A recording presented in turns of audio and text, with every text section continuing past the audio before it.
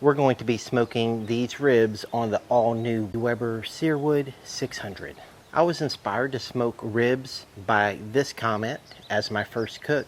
And then the second comment was a comment about, can you operate the Weber 600 Searwood without the app? And that's kind of a yes and no answer. I'm Johnny. You're watching A View to a Grill. And the first thing we need to do is set up the Weber Searwood 600. So the first thing you'll need to do is download the app. Next, you want to follow all of the on-screen instructions. Allow to set up notifications. Now you're going to let your software update and be in close proximity to the Weber Searwood 600. You can see here that it says your Searwood 600 needs to be updated before it can be used with the app. And I think the answer is, if you want the best experience, then you need to update the app. However, after you've updated it, if you want to cook without the app, you can. Once the software has been loaded, you'll be prompted to restart. Now you can see it restarting in the background, and you're done updating the software. To get started with the burn off, just select the menu button, press the dial, and when you see the console blinking on temperature, rotate that to 450 degrees and press the dial again to set. I went ahead and sprayed mine with some oil just to get that seasoning started. Close the lid and let her go. Just to make some initial observations while the smoke is really coming out. The first thing I noticed was that it vents from under the lid in the back, and it also vents from these large notches on the sides of the lid. And then after 30 minutes, our burn off is complete. Now I'm going to reset the temperature so we can smoke our ribs. While we're letting the temperature adjust in the Weber Searwood 600, let's season our ribs. The first thing we're going to need is a rub. In a bowl, let's get 2 tablespoons of black pepper, 3 tablespoons of salt, 1 teaspoon of granulated garlic, 1 teaspoon of granulated onion, and 1 teaspoon of paprika. Then I got my fork and mixed it all together. And look at this. Since the graining size is really small on that paprika, it all ended up on the bottom. You can fix that. All you have to do is flip all of these ingredients onto themselves, and that will redistribute the paprika. And take a look at it now. Everything looks nice and distributed evenly. For the ribs, it's just some St. Louis cut ribs that have actually been in my freezer for probably 5 or 6 months. Didn't have to do a lot of trimming on these ribs. I cut off some of the thin end, removed any loose pieces. The membrane was already pulled for me, just this little portion, and I pulled that off. Now we can take the rub we made and season our ribs. And when I season my ribs, whatever sticks stays on.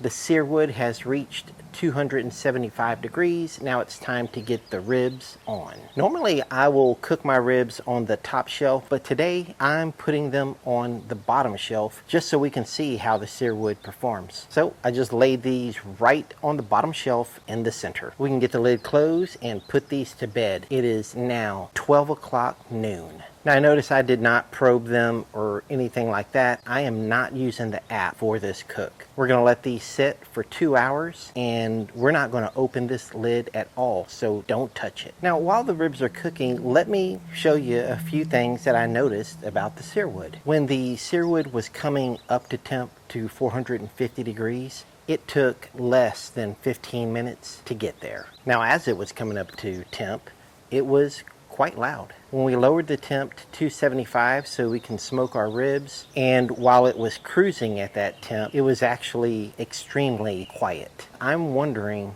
from under the lid right here if we're going to have some grease drippage, so I'll keep my eye on that. Just taking a look at where the smoke comes out, there's no need for gaskets on the lid or anything like that, because I think all the spacing around the lid is actually a design feature on how their grill vents during use. I was also wondering how hot the exterior gets. So while it was cruising at 275, I took some random temperatures. You can see here that the outside of the lid is about 116 degrees, while the side panel got up into the 160s, and right under the lid it's also in the 160s. You can see here that I was actually able to leave my hand on the lid for a while the temperature was at 275 degrees. Now here's a look at the Weber app and what the temperature fluctuation was for the first 2 hours of the cook. In this visual illustration, you can see how quickly the temperature rose from 80 to 450. And then if we look all the way out through the first 2 hours of our cook, you can see that the temperature doesn't get over 275, but there are some dips below 275. On the display panel, here's one of those dips. That brings us to 2 o'clock, and it's time to spritz our ribs. I got the electric spritzer out, and we're just going to spritz our ribs generously with pickle juice, and also take this time to make an Instagram reel. If you don't follow me on Instagram, go ahead, open up your app, look up View to a Grill, and give me a quick follow. I'll get my ribs rotated and then close the lid. It is now 2:01, so you can see we were in and out of there as quickly as possible. It is now 3 o'clock, and it's time to spritz again. And I did this during my live stream. If you haven't turned on notifications, go ahead, turn on notifications so you'll be alerted when I do a live stream. Now it is an hour later, 4 o'clock, it's time to spritz again, and yes, I am spritzing once every hour. At this point, I'm also going to check for doneness. I'm just looking at the bend right now and seeing if any crevices are starting to form on the surface of the ribs, which tells me about how far along my ribs are. Then an hour later, 5 o'clock, this time I'm going to use my hands for a better feel. I'll pick it right up, and there you go. You can start seeing those crevices form, and if those crevices are forming, then you know your ribs are pretty close to being done. Let me just give you a little better look at these ribs. These ribs are looking pretty good, but you can see that I didn't pick out a great rack of ribs. That one end is pretty thin, and it's drying a little bit. And this time, since the ribs were close, I'll only give it 30 minutes. Now I'm going to check that bounce just to see if the ribs feel like they're about to break apart. And honestly, I considered taking the ribs off at this point, but I decided to give them another 15 minutes. It is now 15 minutes later, 5:45. Here are our dry rub ribs, no sauce, no cover, just minimalist ribs, and these are my favorite ribs to cook. Not a big sauce guy, not a big wet rib guy. I like savory, dry rub ribs. The important thing to notice is that you can see the moisture seeping through the bark of the ribs, which tells me that we do have some nice internal moisture. Now we can go back to our Searwood and put it in shutdown mode.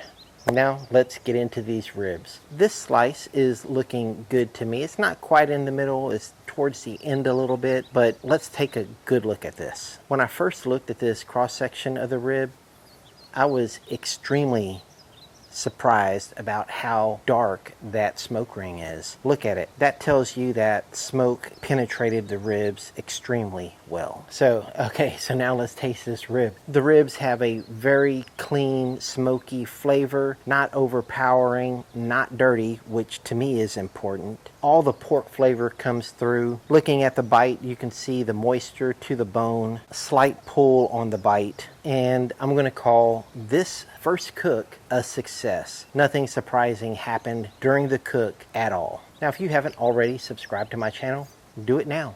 I'm going to be cooking on this Weber Searwood for my next few cooks, and you're not going to want to miss it.